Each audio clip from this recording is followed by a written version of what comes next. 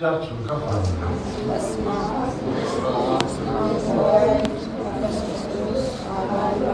በስመ አብ ወወልድ ወመንፈስ ቅዱስ አሐዱ አምላክ አሜን። እንደምን አደራችሁ? እንደምን አደራችሁ? እንደምን አደራችሁ? የአምላካችን እግዚአብሔር ስሙ የተመሰገነ ይሁን። እንኳን ለታላቁ መልአክ ለሊቀ መላእክት ለቅዱስ ገብርኤል በዓለ ክብር በሰላም በጤና ጠብቆ አቆይቶ ለዚህ ያደረሰን አደረሳችሁ። ዛሬ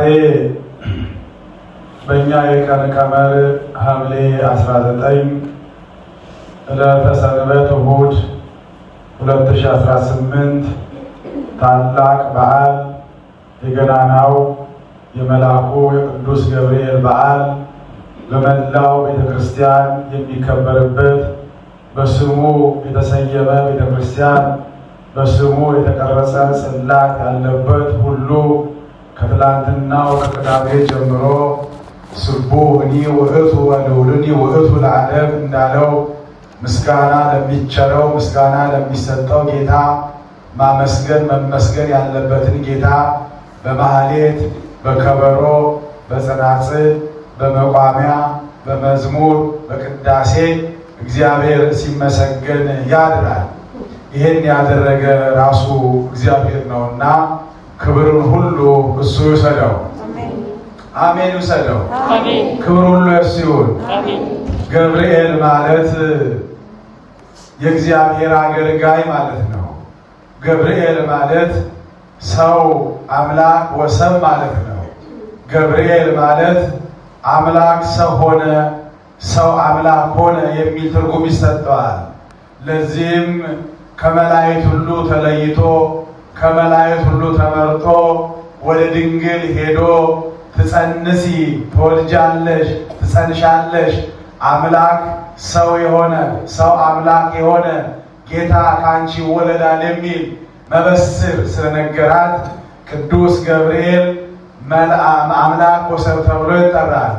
ገብርኤል መጋቢ ሐዲስም ይባላል። በሐዲስ ኪዳን ለዘካርያስም ጽድቅን ለማርያምም የምስራችን ለዘካርያስም በስተርጅና ለድንግልም በብላቴናነት ለዘካርያስ በቤተ መቅደስ ለድንግልም በቤተ መቅደስ ለዘካርያስ ማዕጠንቱን እያጠነ ለድንግል ሐርና ወርቁን በቤተ መቅደስ አስማምታ ስትፈትል ተገልጾ አነጋግሯልና የሐዲስ ኪዳን የደስታ መግለጫ የደስታ መበስር መጋቢ ሐዲስ የሐዲሳት ሁሉ መጋቢ የተባለ ይጠራል። መላእክት ረቂቃን ናቸው። አፈጣጠራቸው ከምን እንደሆነ አይታወቅም። ሊቃውንቱ ግን ተፈጠሩ ሳይሆን ተመሰሉ ብሎ ሲያስቀምጡ ለመላእክቱ መንፈሰ ወለለ ይትራክቦ ነደ እሳት፣ መላእክት እንደ ነፋስና እንደ እሳት ናቸው ይላል። ነፋስ ሽው ሲል ይሰማል፣ አይጨበጥም፣ አይዳሰስም። መላእክትም ለምህረት ከተላኩ ምህረት ሲሰጡ፣ ለመቅሰፍ ከተላኩ ቀስፎ ሲሄዱ የተቀሰፈው ያ የተበደለው የተጎዳው ጉዳቱ እንጂ የሚታይ ማን እንደመታው ማን እንደቀሰፈው አይታይም። እሳት ይታያል፣ ረቂቅ ነው፣ ያቃጥላል። እሳት የበላውን ይበላል፣ ያቃጥለውን ያቃጥላል። መላእክትም እንደ እሳት ናቸው ማለት ለምህረት ሲላኩ ይቅርታ ከእግዚአብሔር ተልከው ያመጣሉ። ለመቅሰፍት ሲላኩ ግን ያ የተላኩበትን ቦታ ድምጥ ማጥናፍተው እሳት አድርገው ትሄዳሉና እሳቱ ሲነድ ይታያል። ሲያጠፋ ግን ከጠፋ በኋላ ጥፋቱ ይታያል። እንደዛም ሁሉ መላእክትም ከነፋስ ከእሳት ተፈጥረዋል አይደለም፣ እንደ ነፋስና እንደ እሳት ይመስሏቸዋል እንጂ መላእክት ረቂቃን ናቸው። ስጋ አልለበሱም። ስጋ ከለበሱ ይራባሉ። ስጋ ከለበሱ ይጠማሉ። ስጋ ከለበሱ ኃጢአት ይሰራሉ። ነገር ግን ስጋ ያለበሱ ረቂቃን ናቸው። ታዲያ እነዚህ የምናያቸው ስዕሎች በምን ተሳሉ ይባል እንደ መላእክት በአምሳለ ሰው በአምሳለ ሰውነትን ለማሳየት እንጂ መላእክት ረቂቃን ናቸው። ለዚህም ነው እግዚአብሔር አምላክ እልፍ አእላፋት የሆኑ መላእክቶች አሉ። ከነዚህ ሰባቱ ሊቃነ መላእክት አሉ። ከሰባቱ ሊቃነ መላእክት አንዱ በስሙ የተሰበሰብንበት ጽላተ የቀረጽንበት ቤተክርስቲያን የሰራንበት ቅዱስ ሚካኤል ነው። ሁለተኛው ቅዱስ ገብርኤል ነው። ኡራኤል፣ ሩፋኤል እያለ ይቀጥላል። ዛሬ ሐምሌ የምናከብረው የተለየ ነገር ቢኖረው አበው እንዳስተማሩ መላእክት ሲላኩ ይላካሉ። የእኛም ተላላኪዎች ናቸው። ወደ እግዚአብሔርን የእግዚአብሔርን ምሕረት ለእኛ ይመጣሉ። የእኛን የጸለይነውን ጸሎት ከዕጣኑ ጋር ይላል። እኔ አይደለሁም ብለው ዮሐንስ ደሴት ላይ ሆኖ ፍጥሞ በምትባል ወይም ፍጥሞና በምትባል ደሴት ላይ ታስሮ በግዞት በነበረበት ሰዓት ላይ እንዲህ ይላል። የመልአኩ ጸሎት ይላል የቅዱስ ገብርኤል ጸሎት ከዕጣኑ ጋር ወደ ሰማይ አረገ ይላል። የመላእክቱ ጸሎት እግዚአብሔር ጋር ደርሰው ሲያሳርጉ ብቻውን በድምፅ ብቻ አይደለም ከዕጣን ከመዓዛ ዕጣን ካለው ጋር ሆኖ ወደ ሰማይ አጠረ ይላል። ይሄ ብቻ አይደለም። አሁንም ይላል እሱም ብቻ አይደለም ለሰው ልጅ የተሰጠውን ጸጋ አውቆ በምህረት እግዚአብሔርን የሚጠይቅ ከሆነ ቀን አንድ ጠባቂ መላእክት፣ ሌሊት አንድ ጠባቂ መላእክት አለ። ጠባቂ መላእክት ይዘዝልን። ምን ማለት ነው? ጠባቂ መላእክት ማለት አንዳንዱ ውቃቢን አታውቂ ነው። ውቃቢ ማለት ነው ጠባቂ ነው። ውቃቢ ሲባል አንዳንዱ ከቃልቻ ያገናኛል። ተውስ ያ ውቃቢ ሌላ ነው፣ የሚያጎራ ውቃቢ ነው ያኛው።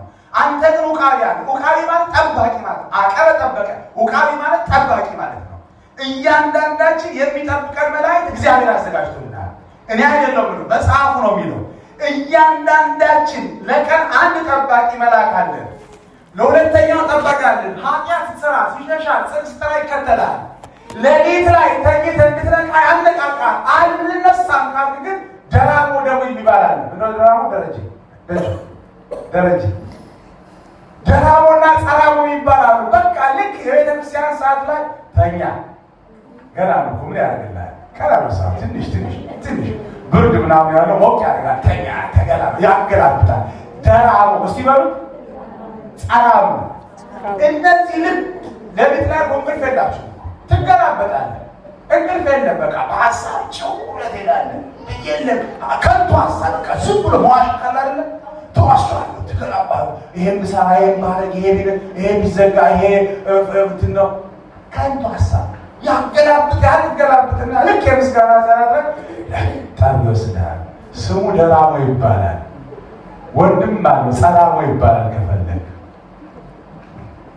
እነዚህ መላእክት ተራቁ ማለት ነው። እሱ ከመጣል እንዳይልቅ ጸልይ። የእግዚአብሔር መልአክ እግዚአብሔር እንዲጠራ ያለውን እኮ ነው የሚለው በመዝሙረ ዳዊት መዝሙር 33 ላይ እንዲህ ይላል። የእግዚአብሔር መላእክት የማን መላእክት? የእግዚአብሔር መላእክት በሚፈሩት ሰዎች ዘንድ ያድራል ያድናቸዋል። ምን ይላል? ያድራል አብሯቸዋል ማለት ነው። አብሮ እንዳይለይ አብሮ እንዲባል እንዳይልቅ ግን እንዳይል የማያስቅስታ መስራት አለበት ማለት ነው። እነዚህ መላእክት ረቂቃን ናቸው። አይጨበጡም፣ አይዳሰሱም፣ አታያቸውም። ግን ስም አላቸው፣ ሰጥቷቸዋል። በመጽሐፍ ቅዱስ ላይ ዳንኤል ምን አለ? በዋነኞቹ በመጨረሻው ቀን አለ። በምን ቀን? መጨረሻው ቀን መቼ ነው? መጽሐፍ እግዚአብሔር መጨረሻችን እኛ መቼ ነው?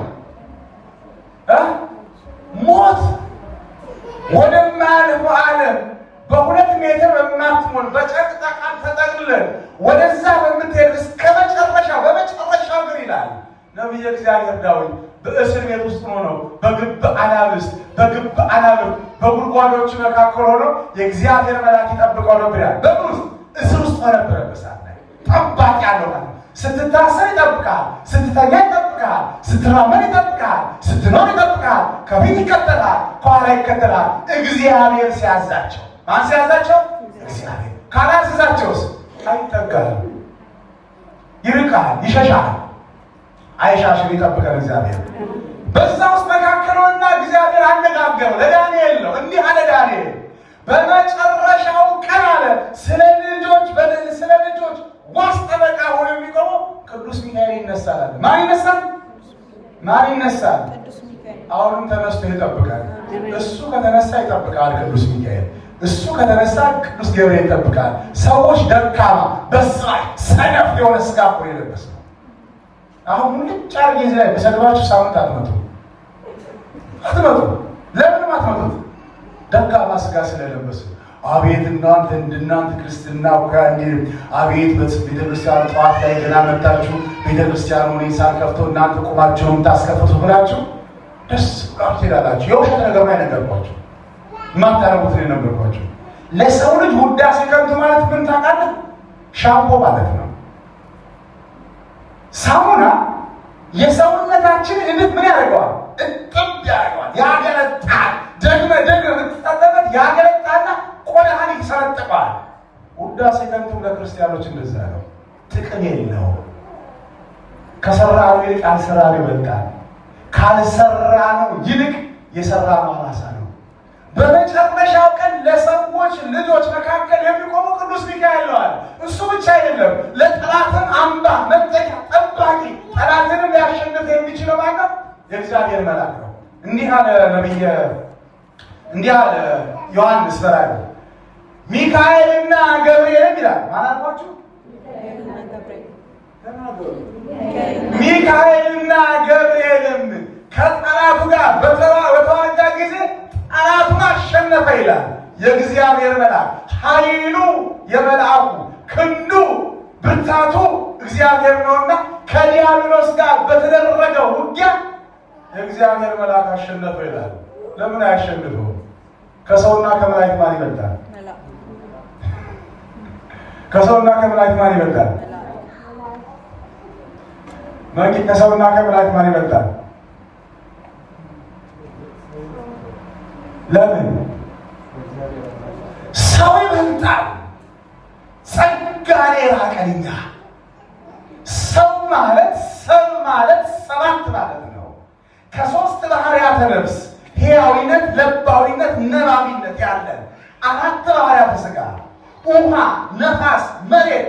ውሃ፣ ነፋስ፣ እሳት፣ መሬት። ሰው ማለት ሰባት ነው። ስልጣን ያለን መላእክትን መገዘት የምንችል እንደ ቆመ አሳውለን አውለን እንደ ቆመ ማሳደር የምንችል ጸጋ እግዚአብሔር ያለ ሰማይም ክርስቶስን የማይመስል ምድርም ክርስቶስን የማትመስል የሰው ልጅ ብቻ እግዚአብሔርን የሚመስል ፍጡር የከበረ የተወደደ። ትናንትና ከአንተ መጽሐፍ ቅዱስ ወስዶ ለሰብአዊነት እኛ እንጥራለን ሲሉ እኛ እናያለን። ክርስትና ላይ የነበረ ስለዚህ ከመላእክት ሰው ይበልጣል። አትጠራጠሩ። ይበልጣል ማለት እኛ የእግዚአብሔር መንግስቱ ወራሾች ነን። ልንገርህ፣ እኛ የክርስቶስን ሥጋና ደም በእጃችን እንፈትተዋለን። መላእክት የስልጣን የላቸውም። እናንተ ትቀበሉታላችሁ፣ በላንዳችሁ ወስዳችሁ ከእርሳችሁ ውስጥ አስቀምጣላችሁ። እኛ ለእጅ እንፈትተዋለን፣ ዲያቆናቱ በጽዋ ይዙታል። መላእክት የሚያደርጉ በጉጠት ይዙታል፣ ፊታቸውን ያዞራሉ ነው የሚለው መጽሐፉ። ኢሳይያስ ነው። ወደ አፌም ጉጠት አመጣና ሰጠኝ። ለምጽ በሆነ ጊዜ ማለት ነው። የመላእክት ክብር አለ። ምንም ስራቸው እኛን ማገልገል ነው። የእኛ ስራ ምንድን ነው? የእኛ ስራ ምንድን ነው? አና የእነሱ እኛን ማገልገል ነው። የእኛ ስራ ምንድን ነው? መገልገል። በተሰጠን ጸጋ ባገኘነው በረከት መገልገል ነው። ገብርኤል ዛሬ ስናይ በአንዲት ሀገር እናቲቱ ኢየሉጣ የምትባል ባላልኳችሁ ሲደግማችሁ ንገሩ። ኢየሉጣ የምትባል እናት ነበረች። ልጇ ቂርቆስ ይባላል። ይህ ሕፃን ይቺ እናት አንድ ልጅ ነው ያላት። እግዚአብሔርን ታመልካለች። ስታመልከው ስትወደው መውደዷ የሚገለጸው አካላዊ እንቅስቃሴ ብቻ ሳይሆን ልባዊ በሆነ ፍቅር ነው። ቅዱስ ጳውሎስ ይላል እግዚአብሔር ከክርስቶስ ፍቅር የሚለየኝ ማን ነው? እግዚአብሔር ፍቅር ነው። ፍቅር ማን ነው? እግዚአብሔር። ዮሐንስ በመልእክቱ ምዕራፍ 4 ላይ እግዚአብሔር ፍቅር ነው፣ ፍቅርም ማን ነው? እግዚአብሔር ነው። ይቺ ሴትዮዋ በፍጹም የእግዚአብሔር ፍቅር ውስጧ ያለ ልጇን የምትወድ ልጇን የምታሳድግ ነበር። ከዕለታት አንድ ቀን በዛ በነበረው ንጉሥ ለጣዖት እንዲሰግዱ ሲሰበክ አይ አለች። የ3 ዓመት ልጅ ስለ እግዚአብሔር ያውቃል፣ እሱን እስቲ አዳምጡት፣ እስቲ እሱን ስሙት ብላ ወደ ንጉሡ ትወስደዋለች። የዛን ጊዜ እንዲህ ጀመረ። የ3 ዓመት ልጁ አስባችሁታል? የ3 ዓመት ልጃችሁ ስለ ሃይማኖት ይናገር። በስመ አብ አለ እንኳን ስትሉ ልጆቻችሁ እንዴት ነው ደስ እናንተ ደስ ይላችሁ? በስመ አብ ወወልድ ወመንፈስ ቅዱስ ብሎ ልጃችሁ ሲጠራ እንዴት ትደሰታላችሁ? ይቺ ልጅ በ3 ዓመቱ እግዚአብሔርን የመፍራት የእግዚአብሔር ፍቅር ውስጥ ስለገባ ይናገር ነበረ፣ እንዲህ ይል ነበረ። እግዚአብሔር ወረደ፣ ተወለደ፣ ስለኛ ሞተ፣ ተቀበረ፣ ደሙን አፈሰሰ፣ ስጋውን ቆረሰ፣ ለዓለም ሁሉ ቤዛ ሆነ፣ ሕይወት ሰጠን፣ በሞቱ ሞታችንን አጠፋ። ስሙ አማኑኤል ነው፣ ስሙ መድኃኔዓለም ነው። እግዚአብሔር በቀር በሰማይም ቢሆን በምን ሌላ አምላክ የለም። እኔና ቤቴ እኔና ኢየሩጣ እግዚአብሔርን እናመልካለን። የምናመልከው አምላክ አንድ እግዚአብሔር ነው። ሰማይን ከነልብሱ ምድርን ከነግሱ የፈጠረ እሱ ነው እያለ ሲነግረው ንጉሡ ይህን አልቻለም መስማት። ንጉሡ ምንድን ነው የሚያመልከው? ጣዖት ነው። ክርስቲያኖች ለጣዖትና እግዚአብሔርን ማምለክ አይቻልም። ገንዘብንና እግዚአብሔርን መውደድ አይቻልም። ዓለምንና መንፈሳዊነትን መሆን አይችልም። ምሕረቱ አንዱ ነው። እሳትና ውሃ አቀረብሁልህ፣ እጅህን ወደ ፈለገው ስደደው። እጃችሁ ወዴት ነው የምትሰዱት? ውሃ ቀርቦላችኋል፣ እሳት ቀርቦላችኋል። መልሱ የእናንተ ነው። በዛን ጊዜ ነበረ ንጉሡ ቂርቆስ ይሄን የሚለው ካላቆመ እገለዋለሁ፣ አቃጥለዋለሁ አለ። እናት ፈራች። ልጅሽ ሞታል ስትባይ እንዴት ነው የምትሆኙ? ተይው ሞተ የሚባለው ወሬ ስትሰሚ፣ ታመመ ስትባይ ኧረ ታመመ ተይው፣ አስነጠሰ የሚቀር ትናለው ሲባል እኔን ነው የምትሉት አይደለ? አይዞህ ነው የምትሉት እንዴ እናቶች? እኛ እናቶቻችን እኔን ሲሉ ነው የማውቀው። እና ይገልብሻለሁ አላት፣ አቃጥለዋለሁ አላት። ታዲያ ምን ላድርግ? አይ ሃይማኖቱን ይቀይርና ለጣዖት ይስገድ። አማከረችው።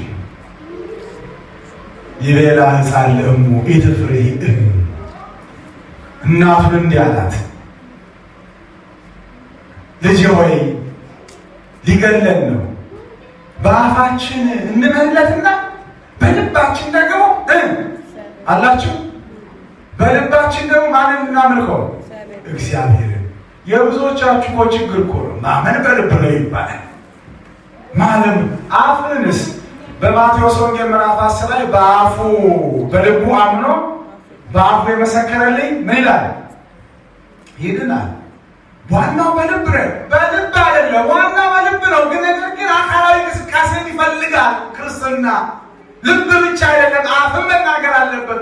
አይ እኔ ጸልያለሁ በልቤ አፍ የተናገረ አልጸለይም፣ ውሸት አምጣት ስታታለው ነው፣ ውሸት ነው። በአፋችን እንካለትና በልባችን እግዚአብሔርን አይሆንም ማለት ያ የ3 ዓመት ልጅ አይሆንም። አፋችንን የፈጠረ ማን ነው? ልባችንን የፈጠረ ማን ነው?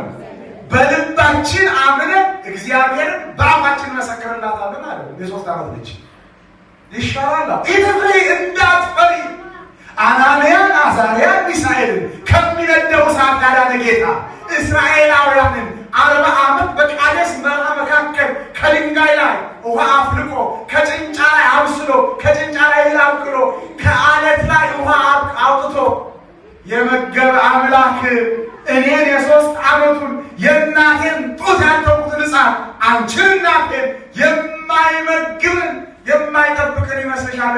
እናቴ ሆይ እንዳትፈሪ አላት። እንዲህ የሚያጀግን ልጅ ይስጣችሁ። አሜን በሉ። የሚያጀግን ልጅ እናት የማታፍርበት አባት የማያፍርበት ተወልዶ አድጎ ሃይማኖቱን፣ ባህሉን፣ ማንነቱን፣ ሰውነቱን ጠብቆ የሚኖር ልጅ ይስጣችሁ። እዚህ ሀገር ትልቁ ጸሎታችሁ ይሄ ነው። የቤቴን ከፍዬ ልጨርስ ከማለት ይልቅ ልጆቼን እግዚአብሔር እንዲያሳድግልኝ እስከ መጨረሻው ጸንቶ ሰው ሃይማኖት ብቻ ሰው የሚለው ማንነታቸው ማንነት ብቻ ነው እራሳቸው ችለው የሚሉበትን እንዲኖሩ ያድርግላችሁ። ምን ጸልዩ ነው? እንዳትፈሪ አላት። እግዚአብሔር ሁሉን ያደርጋል፣ ይሰጣል፣ ይነሳል፣ ይገላል፣ ያድናል። ሲፈልግ በደዌ የመታና ቤት ቁጭ ያደርጋል፣ ተንፏቃ እንዴት ያደርጋል። ሲፈልግ ደግሞ 38 ዓመት የበላው በሽተኛ አልጋን ተነስ ብሎ ያመላልሳል። ሲፈልግ ደግሞ አልዓዛር መቃብር ላይ ሄዶ ተነስ ይላል፣ መቃብር ከፍቶ ያስነሳል። እኛ የምናመልክቱማ እግዚአብሔር ስሙ ማን ነው? እግዚአብሔር የምናመልከው እግዚአብሔር ይሄን ያደርጋል። እማዬ ብቻ እመኛል እመኝ ያደርጋል ጌታ። እኛ እኮ ሰነፎች ነን እኮ ሰዎች፣ ጎበዞች፣ ብርቶች፣ ጠንካሮች እኮ ብንሆን እኮ የት በደረስን። ስንፍና እንደ ሻማ የተላበስን የእግዚአብሔርን ህልው አሁን ለብዙዎቻችሁ አሁን ለምን መጣችሁ እንኳን ብላችሁ እግዚአብሔርን ብላችሁ ሳይሆን አይ ልጆቼ ላውቅ ብዬ ነው የመጣሁት ነው የምትሉት። የእምነት መልአክ ከዚህ ይጀምራል። አየህ መጀመሪያ አንተ ጋር እነሱማ ምን ኃጢአት አለባቸው? ቆረቡ አልቆረቡ ኖሮ አልኖሩ እነሱ ሲያድጉ እንደናንተ እንዳይሆኑ አሳያቸው። እንዳትፈሪ እናቴ እንዳትፈሪ፣ እግዚአብሔር ሁሉን ያደርጋል። እንዳትፈሪ አላት። ቂርቆስ ይሻላል አለችው። አዎ እንዳትፈሪ ወደ ንጉሱ ዘንድ ሄደው ሆዷ ግን ምን ይነሳል? ሆዷ ምን ነው? ይፈራል እኮ ልጇ ሊሞት ነው። ቀድማ እሷ ብትሞት ይሻላል፣ እሱ ይሞት ይሻላል። ለምን? የልጇን ሞት ከምታይ እሷ ሞታ ባታየው ይሻላል። የእናት ሀረግ ይሄ ነው። የእናትነት ወዙ ይሄ ነው። ተነገረው ለንጉሱ። አትሰግድም? አልቤ በሰማይ ወበምድር የለም። በቃ በሰማይም በምድርም የለም። እግዚአብሔር ነው ፈጣሪ፣ እግዚአብሔር ነው የኔ አጋዥ፣ እግዚአብሔር ነው የሰራኝ። ሲገለኝ እሱ ነው፣ የሚያድነኝ እሱ ነው። በዛ መካከል ላይ ነበር እንግዲህ አትሰግዱም አላቸው። አሁን ሰግድም። መለከት ሲነፋ መለከቱን አይቶ የማይሰግድ ካለ በርሜል ታውቃላችሁ? በርሜል ውሃ የሚፈላበት እሺ፣ ጎላ ድስት ችልጭን ታቆጣላችሁ። የጎላ ድስት ትልቁ አንድ በሬ የሚይዘው በዛ መካከል ውሃ አፍሉ ተባለ። የውሃው ነጎድጓድ ከርቀት ይሰማ ነበር ይባላል። በጣም ከርቀት በጣም ፈላ። በርሜሉ ወይ ጎላ ጋልና መለል ፈላ። ቂርቆስ እዛ ውስጥ ሊከተት ነው። ትንሽ ዶሮ ሊሆን ነው። እናትየዋ ደግሞ ትልቋ ዶሮ ልትሆን ነው። ውሃው እየፈላ ነው። ቂርቆስ አምኗል። እናት ትፈራለች። ቂርቆስ ያምናል። እናት ትጠራጠራለች። አትፍሪ፣ እሳቱ ይሄን ውሃ የሚፈላውን ውሃ እኮ እግዚአብሔር ያቀዘቅዘዋል። አይችልም ወይ? ይችላል። የሚቀዘቅዝ ያደርገዋል። እንዳትፈሪ አላት። እሳቱ እየተንቦገቦገ እሳቷው እየፈላ ሁለቱም ወሰዱና በርሜል ውስጥ ከተቷቸው። ስንት ነው የገቡት? ንገሩኝ፣ ስንት ናቸው? ጮክ ብላችሁ ነገር ስንት ናቸው? ማንና ማን ይባላሉ? ቂርቆስና ኢየሉጣ። ሕፃኑ ማን ይባላል? ቂርቆስ። እናትየው ማን ትባላለች? መጣ እግዚአብሔር የልቡናን የሕፃኑን አይቶ የእናትየዋን እንባ ተመልክቶ ከራማ ገብርኤል የሚባል መልአክ ከሰባቱ ሊቃነ መላእክት መካከል አንዱ ገብርኤል እንደ መብረቅ ክንፉን እያማታ እዛ ጎላ ውስጥ እዛ በርሜል ውስጥ የክርስቶስን ስም የክርስቶስን መስቀል ይዞ ገብርኤል መሃል ላይ ተካተተ፣ ገባ። ሲነካው ያ ሲሞገበብ እንደላይ ወርታታ ሲመታ የነበረው ውሃ ቀዘቀዘ። እግዚአብሔር የፈላውን ማቀዝቀዝ፣ የሞቆን ማብረድ፣ የፈላውን ማቀዝቀዝ የእሱ ስልጣን ነው። ይላኩለታልና በመካከል ገብርኤል ተገኘ። ውሃውን ነካው በመስቀሉ። ያ ሲፈላ የነበረ ጸጥ ደስ የሚል ሆነ። ውሃ ውስጥ የተጣሉት ስንት ናቸው? 2። ሶስተኛ ማን አለ? ገብርኤል። እናንተንም ጠባቂ መላእክት ገብርኤል ይላክላችሁ። በመካከል አለ። ውሃውን ሲፈላ ይቀቀሉበት እኮ ነው። አስበው በቁመት እናት የልጇን ጻረሞት እንድታይ ልጅ የእናቱን ሊመለከት ሲል ጠላቶች በተነሱ ጊዜ እግዚአብሔር ይጠብቃል። እንዲህ ይላል መጽሐፍ ቅዱስ፣ እግዚአብሔር ለእግር ጫማ ይሆናል፣ ከፊት እንዳትሰናከል መንገድ ብርሃን ይሆናል፣ ለራስ ዘውድ ይሆናል፣ ለአፌ ጣፋጭ ነው እንዳለው ቃሉ ለአፋችሁ ጣፋጭ፣ ለእግራችሁ መጫሚያ፣ ለጎናችሁ መደገፊያ የሚሆናችሁ የምታመልኩት እግዚአብሔር ነው። ያ ሕፃን አለ ከጋር ውስጥ ወጣ፣ እየሮጣ ዘመረች። ንስሐ ለእግዚአብሔር ስቡሐ ለተሰብሐ። እግዚአብሔር ምስጉን የሆነ አምላክ እግዚአብሔርን አመስግኑ። ስቡሕኒ ውእቱ ወልዑልኒ ውእቱ ለዓለም። ከእስከ ለማይባለው ጌታ አመስግኑት። ምስጋና የባህሪ ነው። ስላደረገልን አመስግኑት። ወደፊት ስለሚያደርግልን አመስግኑት። አናንያን፣ አዛርያን፣ ሚሳኤልን ከእሳት እግዚአብሔር አመስግኑት። ቂርቆስን ከፈላ ውሃ የዳነ እግዚአብሔርን አመስግኑት። ያችን ባልቴት እናት አንድ ልጇን ሊገሉባት የነበረችው ኢየሉጣ የምትባለውን እንስት ከፈላ ውሃ ያዳነውን ጌታ እግዚአብሔርን አመስግኑት። ገብርኤልን ያደረገ ክብር ምስጋና ሁሉ ለእግዚአብሔር ይሁን። ሰማነው፣ በዝነ ልቦናችን ያሳድርብን። አሜን። ቅዱስ ገብርኤል ያላችሁ እጃችሁ ከፍ አድርጉ።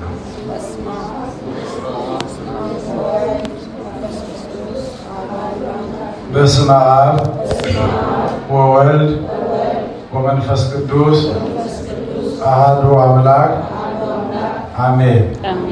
እንደምን አደራችሁ? እንደምን አደራችሁ? እንደምን አደራችሁ? የአምላካችን እግዚአብሔር ስሙ የተመሰገነ ይሁን። እንኳን ለታላቁ መልአክ ለሊቀ መላእክት ለቅዱስ ገብርኤል ባለ ክብር በሰላም በጤና ጠብቆ አቆይቶ ለዚህ ያደረሰን አደረሳችሁ። ዛሬ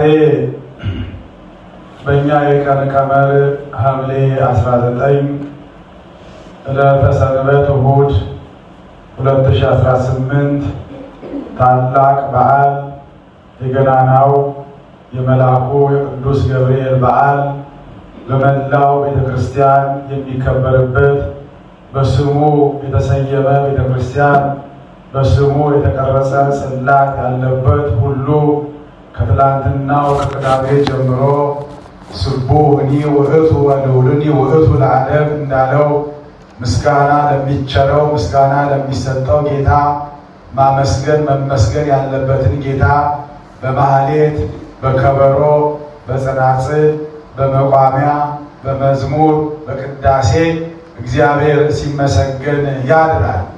ይሄን ያደረገ ራሱ እግዚአብሔር ነውና ክብርን ሁሉ እሱ ይውሰደው። አሜን። ይውሰደው። ክብር ሁሉ እሱ ይሁን። ገብርኤል ማለት የእግዚአብሔር አገልጋይ ማለት ነው። ገብርኤል ማለት ሰው አምላክ ወሰብ ማለት ነው። ገብርኤል ማለት አምላክ ሰው ሆነ፣ ሰው አምላክ ሆነ የሚል ትርጉም ይሰጠዋል። ለዚህም ከመላእክት ሁሉ ተለይቶ ከመላእክት ሁሉ ተመርጦ ወደ ድንግል ሄዶ ትጸንሲ ትወልጃለሽ፣ ትጸንሻለሽ አምላክ ሰው የሆነ ሰው አምላክ የሆነ ጌታ ካንቺ ይወለዳል የሚል መበስር ስለነገራት ቅዱስ ገብርኤል አምላክ ወሰብ ተብሎ ይጠራል። ገብርኤል መጋቢ ሐዲስም ይባላል። በሐዲስ ኪዳን ለዘካርያስም ጽድቅን ለማርያምም የምስራችን። ለዘካርያስም በስተርጅና ለድንግልም በብላቴናነት፣ ለዘካርያስ በቤተ መቅደስ ለድንግልም